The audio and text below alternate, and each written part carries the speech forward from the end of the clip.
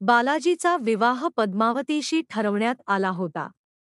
बालाजी ऐश्वर्याची देवता, साक्षात धनाचा देव कुबेर देखील बालाजीच्या घरात पाणी भरतो अशी कथा सांगितली जातं. बालाजीला आपला विवाह मोठ्या धुमधडाक्यात करायचा होता.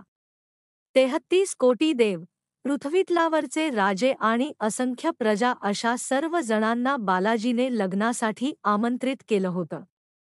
पण धनवान असणाऱ्या बालाजीला सुद्धा हा खर्च जास्त वाटत होता. त्यासाठीची संपत्तीची गरज होती. बालाजी सोन्याच्या जेजुरीबद्दल ऐकून होता. खंडोबाची सुवर्णगरी कोणालाही मोकळ्या हाताने परत पाठवत नाही हे बालाजीला माहीत होतं. मणिमल्लाचा विनाश करणाऱ्या खंडोबारायांची ख्याती तिन्ही लोकात पसरली होती. तेव्हा आपला दूत पाठवून खंडोबारायाकडून मदत मागायची असं बालाजीने ठरवलं. त्यासाठी एका सेवकाला बालाजीने सोन्याच्या जेजुरीत पाठवलं. बालाजीचा सेवक बालाजीचा निरोप घेऊन जेजुरीच्या प्रवेशद्वारावर आला. पण इथे वेगळीच परिस्थिती होती. राज्यात दुष्काळ पडला होता. खंडोबाराया देखील या संकटात आपले सोन्याचे अलंकार उतरवून साधे जीवनमान जगत होता. अन्नाची त्राही माजली होती. अशा संकटात खंडोबा आपल्या राजाला मदत करेल याची शक्यता मावळली. तरीही सेवक हा निरोप घेऊन खंडोबारायांच्या दरबारात गेला.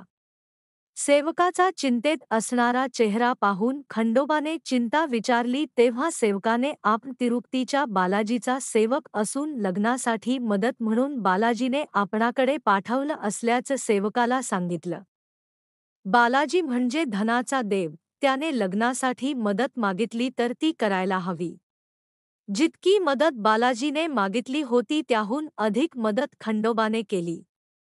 बैलगाड्या सोन्याच्या मुद्रांनी भरून टाकण्यात आल्या आणि सेवकाचा यथोचित पाहू करून सन्मानाने सेवकाला तिरुपतीकडे रवाना करण्यात आले.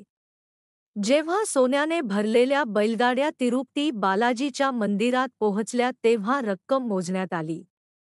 एकूण 7 कोटी सुवर्णमुद्रा खंडोबांनी तिरुपती बालाजीला दिल्या आणि याच रकमेतून तिरुपती बालाजी आणि पद्मावतीचा लग्न समारंभ पार पाडला अशी कथा आहे.